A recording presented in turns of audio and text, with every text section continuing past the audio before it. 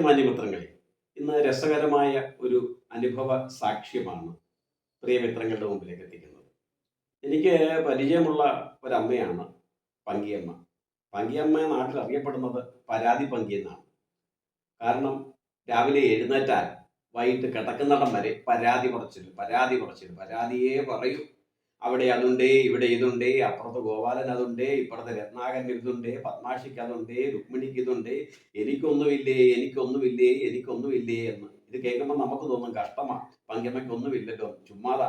ആവശ്യത്തിനും അനാവശ്യത്തിനും ആവശ്യമുള്ളതെല്ലാം സർവേശ്വരന്റെ കൃപ കൊണ്ടുണ്ട്. എങ്കിലും അപ്പുറത്തുള്ളവരുടെ രണ്ടുപേരെ കെട്ടിടം കാണുമ്പം എൻ്റേത് ചെറുതാണ്, അല്ലെങ്കിൽ അവരുടെ കാറ് കാണുമ്പം എനിക്കിതില്ലല്ലോ, ഇത്യാദി സാധാരണയായി കണ്ടുവരാറുള്ള അസൂയ, കുശുമ്പ, കുന്നായ്മ ഇതിന്റെ സൈഡ് എഫക്റ്റ് ആണ് ഈ പങ്കിയമ്മയിൽ കാണുന്നത്. എന്തായാലും പങ്കിയമ്മയുടെ കൺവട്ടത്ത് പോലും ആരും ചെല്ലില്ല. കാരണം ആരെങ്കിലും ചെന്നുപെട്ടാൽ അവരോട് പരാതി പറഞ്ഞ് അവരെ ഒരു പരുവമാക്കും.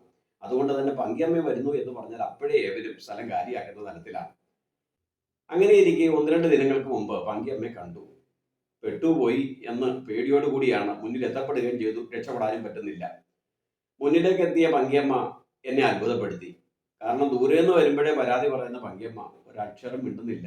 ഭഗവാനെ ഭഗവാനെ ഭഗവാനെ ഭഗവാനെ ഭഗവാനെ ഭഗവാനെ ഭഗവാനെ എന്ന് വിളിച്ചുകൊണ്ട് വരുന്നു. പങ്കിയമ്മയ്ക്ക് എന്ത് മാറ്റമോ സംഭവിച്ചത്? എന്നെ അത്ഭുതപ്പെടുത്തി. എൻ്റെ അരികിലേക്ക് എത്തി. ഞാൻ പങ്കിയമ്മയോട് ചോദിച്ചു, പങ്കിയമ്മയെ എന്തൊക്കെയുണ്ട് വിശേഷം? എൻ്റെ കുഞ്ഞേ, ഭഗവാൻ, എല്ലാം ഭഗവാൻ, ഭഗവാന്റെ കൃപ കൊണ്ട് ഒന്നിനും ഒരു കുഴപ്പവും ഇല്ല, എല്ലാം ഐശ്വര്യകരമായി നടക്കുന്നു, ഞാൻ അത്ര ഭാഗ്യവതിയാ. പെട്ടെന്ന് എന്തേ പങ്കിയമ്മയിൽ ഈ മാറ്റം വന്നത് എന്നൊരു സംശയം. എന്താണാവോ ഇതിന്റെ കാരണം? ലോക മഹാത്ഭുതങ്ങളിൽ 9-ാമത്തെയോ 10-ാമത്തെയോ ആയിട്ടോ രേഖപ്പെടുത്തേണ്ടതാണോ ഇതെന്ന് പോലും ചിന്തിച്ചു. എന്താണ് ഇതിന്റെ കാരണമെന്ന് അറിയാനുള്ള വ്യഗ്രത ഉണ്ടായതിനാൽ പങ്കിയമ്മയോട് ചോദിച്ചു, അല്ല, എന്തേ പങ്കിയമ്മ ഇപ്പൊ ഇങ്ങനെയൊക്കെ പറയുന്നത്? നേരത്തെ ഇങ്ങനൊന്നും അല്ലല്ലോ, എപ്പോ കണ്ടാലും പരാതിയല്ലേ പറയുന്നത്? മോനെ, തെറ്റാ, ഞാനതെല്ലാം മാറ്റി, എന്നോട് മാറ്റണമെന്ന് പറഞ്ഞു. ഇങ്ങനൊന്നും പറയരുത്, ഭഗവാനെ ഭഗവാനെ ഭഗവാനെ എന്ന് വിളിച്ചോണ്ട് നടക്കാൻ എന്നോട് പറഞ്ഞു. ആര് പറഞ്ഞു പങ്കിയമ്മേ? ചോദ്യം ചോദിച്ചപ്പോൾ ഞാൻ വിചാരിച്ചു ഏതോ ദിവ്യന്മാരായ വ്യക്തികളുടെ ദർശനം കിട്ടിക്കാണും, അല്ലെങ്കിൽ ഉപദേശം കിട്ടിക്കാണും, അതുകൊണ്ടായിരിക്കും പങ്കിയമ്മയിൽ മാറ്റം വന്നതെന്ന്. എന്നാൽ എന്നെ അത്ഭുതപ്പെടുത്തിക്കൊണ്ട് പങ്കിയമ്മ പറഞ്ഞു ഉത്തരം. കുന്തിയമ്മ പറഞ്ഞു. കുന്തിയമ്മയോ? ഏത് കുന്തിയമ്മ? ഓ, കുഞ്ഞിന് അറിയത്തില്ലയോ, ഭാഗവതമൊക്കെ പറയുന്ന ആളല്ലയോ, നമ്മുടെ പാണ്ഡവരുടെ അമ്മ കുന്തിയമ്മയെ. കുന്തിയമ്മയോ? എന്ത് പറഞ്ഞു? എന്റെ പങ്കി, നീ ഇങ്ങനെ ആവശ്യമില്ലാതെ പരാതി പറയരുത്, അത് ഈശ്വരന് ഇഷ്ടപ്പെടത്തില്ല. നീ ഭഗവാനെ ഭഗവാനെ എന്ന് വിളിക്കൂ, നിനക്ക് വേണ്ടതെല്ലാം ഭഗവാൻ തരും, മേലിലെങ്കിലും പരാതി പറയാതെ ജീവിക്കണം കേട്ടോ എന്ന് എന്നോട് വന്ന് പറഞ്ഞു. ആര് പറഞ്ഞു? കുന്തി പറഞ്ഞു മോനെ. എന്ന് പറഞ്ഞു? 2-3 ദിവസമായി. എപ്പോ എന്ന് പറഞ്ഞു? അതേ, ഒരു ദിവസം ഞാൻ അത്താഴമൊക്കെ കഴിച്ചിട്ട് കട്ടിലേക്ക് കയറി കിടക്കാൻ തുടങ്ങുമായിരുന്നു. അന്നും പരാതി പറഞ്ഞു. അയ്യോ, കാലുവേദന എടുക്കുന്നേ, കൈവേദന എടുക്കുന്നേ, എനിക്ക് മാത്രം ഈ വേദന എന്നേ, ബാക്കി ആർക്കും ഒന്നും കൊടുക്കുന്നില്ലേ എന്ന് പറഞ്ഞ്, കൃഷ്ണ നാരായണ, എന്തിനാ നീ ഇങ്ങനെ കഷ്ടപ്പെടുന്നേ എന്ന് ചോദിച്ചു. അങ്ങനെ നിന്നപ്പോ ഉണ്ട് എന്റെ മുമ്പിൽ വന്നിട്ട് പങ്കി എന്നൊരു വിളി. വീണ്ടും പങ്കി എന്ന് വിളിച്ചു. ഞാൻ നോക്കിയപ്പോ ആരാ മുമ്പിൽ നിൽക്കുന്നു? നല്ല കാണാൻ ഐശ്വര്യമുള്ള, കുലീനത്വമുള്ള, ദിവ്യമായ മുഖകാന്തിയോട് കൂടിയ ഒരമ്മ. എന്നെ മനസ്സിലായോ? ഞാൻ പറഞ്ഞു എന്റെ ഇല്ല എന്ന്. അല്ലയോ പങ്കി, ഞാൻ ആ കുന്തി, നിനക്കറിയാമോ? പഞ്ചപാണ്ഡവർ നീ കേട്ടിട്ടുണ്ടോ? കൊണ്ടേ, ആ പാണ്ഡവരുടെ അമ്മയായ കുന്തിയാ ഞാൻ. നിന്റെ പരാതി കേട്ട് നിന്നെ ഒന്ന് ഉപദേശിക്കാമെന്ന് കരുതി ഇതുവഴി വന്നതാ ഞാൻ. എന്റെ പങ്കി, നിനക്ക് എന്തിന്റെ കുഴപ്പമാണ് ഇവിടെ? നിന്നെ സ്നേഹത്തോട് നോക്കുന്ന മോളും മോനും നിനക്കില്ലേ? കയറിക്കിടക്കാൻ കിടപ്പാടമില്ലേ? കൃത്യസമയത്ത് കഴിക്കാനും കുടിക്കാനും ഒക്കെ പിള്ളേർ തരുന്നില്ലേ? അവരെ കൊണ്ട് കഴിയാവുന്ന രീതിയിൽ അവർ പരിപാലിക്കുന്നില്ലേ? പിന്നെ നീ എന്തിനാ ഇങ്ങനെ കൂടെ കിടന്ന് ഇങ്ങനെ നിലവിളിക്കുന്ന? മറ്റുള്ളവരെ കണ്ടുകൊണ്ട് അവരെ പരുഷം പറഞ്ഞുകൊണ്ട് അവർക്കെല്ലാം ഉണ്ടേ എനിക്കൊന്നുമില്ലേ എന്ന് പറയുന്ന നീ, നിന്നേക്കാൾ വേദനയെ അതിനെ അനുഭവിക്കുന്നതിനെ പറ്റി ചിന്തിച്ചിട്ടുണ്ടോ? നീ എന്നെ പറ്റി ഒന്ന് ആലോചിച്ച് നോക്കി. നിനക്കറിയാമോ, ഞാന് ജനിച്ച് എനിക്ക് 3 വയസ്സായപ്പം എൻ്റെ അച്ഛൻ എന്നെ ദാനം ചെയ്തു. അങ്ങനെ വളർത്തച്ഛൻ്റെയും വളർത്തമ്മയുടെയും കൂടെയാ ഞാൻ കഴിഞ്ഞത്, അറിയാമോ? അങ്ങനെ അവിടെ കഴിഞ്ഞു വരവേ ഒരു ദിനം എൻ്റെ വളർത്തച്ഛനായ കുന്തിഭോജന്റെ കൊട്ടാരത്തിലേക്ക് എത്തിയ ദുർവാസാ മഹർഷിയെ പരിചരിച്ചില്ലെങ്കിൽ എൻ്റെ അച്ഛനെ ശപിക്കും. ദുർവാസാ മഹർഷി ആയതുകൊണ്ട് പരിചരിക്കാൻ ആർക്കും കഴിയുകയില്ല, ഏവർക്കും ഭയമാണ്. എന്നാൽ എൻ്റെ അച്ഛനെ ശപിക്കുമെന്ന അവസ്ഥ വന്നപ്പോൾ എൻ്റെ അച്ഛനെ ശാപത്തിൽ നിന്ന് രക്ഷിക്കുവാൻ സ്വയമായ കഠിനമായ പരീക്ഷണം ഏറ്റെടുത്തു. നിനക്കറിയാമോ, നിസാര കാര്യത്തിന് പോലും വഴക്ക് പറയുന്നത്, ശമിച്ച് ഭസ്മമാക്കുന്ന ദുർവാസാവിനെ ഞാൻ വളരെ ശ്രദ്ധയോടുകൂടി ഒരു ഉത്തമയായ സേവകന്റെ തലത്തിൽ, പരികർമ്മിയുടെ തലത്തിൽ നിന്നുകൊണ്ട് അദ്ദേഹത്തിന് വ്രതം പൂർത്തീകരിക്കാനുള്ള എല്ലാ സജ്ജീകരണങ്ങളും ഒരുക്കി കൊടുത്തു. എന്റെ ശ്രദ്ധയും സഹകരണവും സമർപ്പണവും കണ്ടപ്പം അദ്ദേഹത്തിന് പോലും സന്തോഷമായി. അദ്ദേഹം എനിക്കൊരു വരവൊക്കെ തന്നു. അതൊക്കെ പിന്നീട് പറയാം. പിന്നെയോ കുറെ കാലം കഴിഞ്ഞപ്പോൾ, വിവാഹപ്രായം എത്തിയപ്പോൾ പലയിടത്തു നിന്നും നല്ല നല്ല രാജാക്കന്മാരുടെ ആലോചനകൾ വന്നു. അപ്പോഴാണ് ഹസ്തിനപുരിയിൽ നിന്ന് ഭീഷ്മരുടെ നിർദ്ദേശം വരുന്നത്. ആ നിർദ്ദേശം കേട്ട് എൻ്റെ പിതാവ് അവിടുത്തെ ഇളയ രാജകുമാരൻ എന്നെ വിവാഹം കഴിച്ചു കൊടുത്തു. അറിയുമോ, പാണ്ടും ശരീരം മുഴുവൻ പാണ്ടും പടുക്കളുമൊക്കെയാ. ഹൃദയത്തിന് ബലഹീനതയും ഉണ്ടത്രയും. എങ്കിലും ഒന്നും പറഞ്ഞില്ല. സർവേശ്വരൻ തന്ന കൃപയല്ലേ, സർവേശ്വരൻ തന്ന കൃപയല്ലേ. ആട്ടെ, നിന്റെ ഭർത്താവിന് ഇങ്ങനത്തെ കുഴപ്പം വല്ലതും ഉണ്ടോ? എന്റെ ഭർത്താവിന് എന്റെ കുന്തിയമ്മേ ഒരു കുഴപ്പവുമില്ല. കാണാനും നല്ല സുന്ദരനാ, ചേലാണ്, അല്പം കറുപ്പുണ്ടെന്നേ ഉണ്ടെങ്കിലും വിട്ടുവിട്ടുക്കനാണ്, ആരോഗ്യത്തിനൊരു കുഴപ്പവുമില്ല. പിന്നെയോ എന്റെ പങ്കി, വിവാഹം കഴിഞ്ഞു കുറെ കാലം അങ്ങനെ ഇരിക്കുന്നതിന്റെ ഇടയ്ക്ക് എന്റെ പതി എന്നെ കൂടാതെ മറ്റൊരു സ്ത്രീയെ വിവാഹം കഴിച്ചു. നിനക്കറിയാമോ? നിന്റെ പതി അങ്ങനെ വല്ലതും ചെയ്തോ? എന്റെ പതി ഇന്ന് വരെ അങ്ങനെയൊന്നും ചെയ്തിട്ടില്ല. ഒരു പെണ്ണുങ്ങളുടെ മുഖത്ത് പോലും നോക്കിയതായി ആരും പറഞ്ഞു പോലും കേട്ടിട്ടില്ല. അപ്പൊ നീ ഭാഗ്യവതിയല്ലേ എന്റെ പങ്കിയെ. പിന്നെയോ എന്റെ പതിക്ക് കുറെ കഴിഞ്ഞപ്പോ രാജ്യഭരണത്തിലൊക്കെയുള്ള താല്പര്യം നഷ്ടപ്പെട്ടു. മനസമാധാനം കിട്ടാൻ വേണ്ടി എന്നെയും എന്റെ സപത്നിയായ മാതിരിയെയും കൂട്ടിക്കൊണ്ട് പാണ്ഡു മഹാരാജാവ് പുണ്യസ്ഥലങ്ങൾ സന്ദർശിക്കുവാനായി കാശിയിലേക്കെത്തി. അവിടെ പർണശാല കെട്ടി അവിടെ അങ്ങനെ കഴിഞ്ഞ് വരവേ എനിക്ക് 3 സന്തതികളും എൻ്റെ സപത്നിക്ക് എൻ്റെ കൂടി സഹായത്താൽ 2 സന്തതികളും ജനിച്ചു.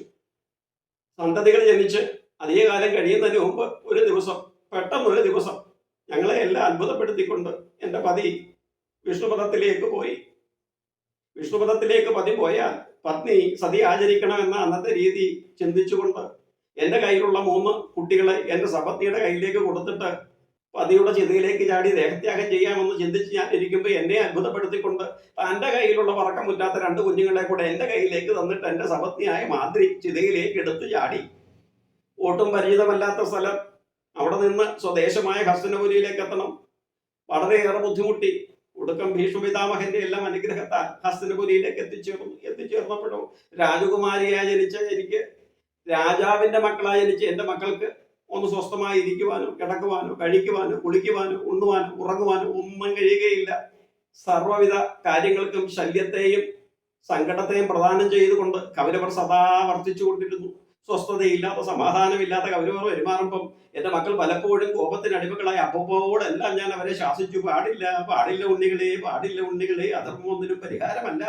അങ്ങനെ ഞാൻ അവരെ ശ്രദ്ധയോടുകൂടി നന്മയുടെ പാതയിലേക്ക് നയിച്ചു. ഒടുക്കം എന്തായി എൻ്റെ ഭംഗിയെ, കയറി കിടക്കുവാൻ ഒരു 5 ഭവനമെങ്കിലും ഇവർക്ക് കൊടുക്കണമെന്ന് മാധവൻ ചെന്ന കൗരവരോട് പറഞ്ഞു. ആ മാധവനെ പോലും ബന്ധിക്കുവാൻ മുതിർന്നു. മറ്റു മാർഗമില്ലാതെ മാധവ നിർദ്ദേശത്താൽ യുദ്ധത്തിനിറങ്ങി പുറപ്പെടേണ്ടി വന്നു.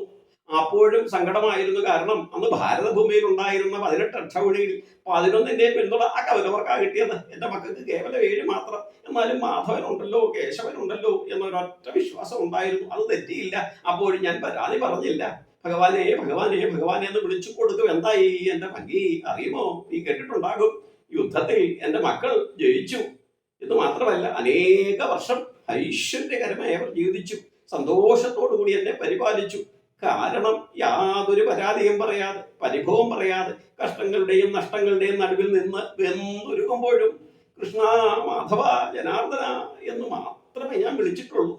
ഒടുക്കം എൻ്റെ മക്കളോട് യാത്ര പറഞ്ഞ് പരിപൂർണ സന്തോഷത്തോടു കൂടി എൻ്റെ ജ്യേഷ്ഠത്തിയായ ഗാന്ധാരിയോടും ഹസ്തിനപുരിയിലെ രാജാവായിരുന്ന ധൃതരാഷ്ട്രരോടുമൊപ്പം വാനപ്രസ്ഥത്തിലേക്ക് ഇറങ്ങാൻ തുടങ്ങുമ്പോൾ ആ കേശവൻ എൻ്റെ അരികിലേക്ക് വന്നു. എന്നോട് ചോദിച്ചു, എന്താ ഞാൻ നൽകേണ്ടത് എന്ന് ചോദിച്ചപ്പോൾ ഞാൻ പറഞ്ഞു, സങ്കടം തരൂ, സങ്കടം തരൂ, സങ്കടം തരൂ. കാരണം സങ്കടം തന്നാൽ സർവദാ ഞാൻ നിന്നെ സ്മരിക്കും. എങ്കിൽ മാത്രമേ എനിക്ക് സമാധാനം ഉണ്ടാകൂ. നീ എൻ്റെ കൂടെ ഉണ്ട്, നീ എൻ്റെ കൂടെ ഉണ്ട് എന്ന വിശ്വാസം. അതുകൊണ്ട് ഭഗവാനെ കൈവിടരുത്.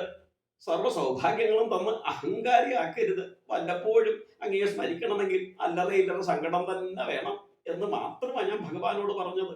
വശ്യമനോഹരമായ ഒരു പുഞ്ചിരി മാത്രമായിരുന്നു അതിന് മറുപടിയായി ആ മാധവൻ എനിക്ക് തന്നത്. അത് ഇന്നും എൻ്റെ മനസ്സിലുണ്ട്. അതുകൊണ്ട് കുഞ്ഞേ, പരാതി പറയുന്നത് നിർത്തണം, പരിഭവം പറയുന്ന നിർത്തണം.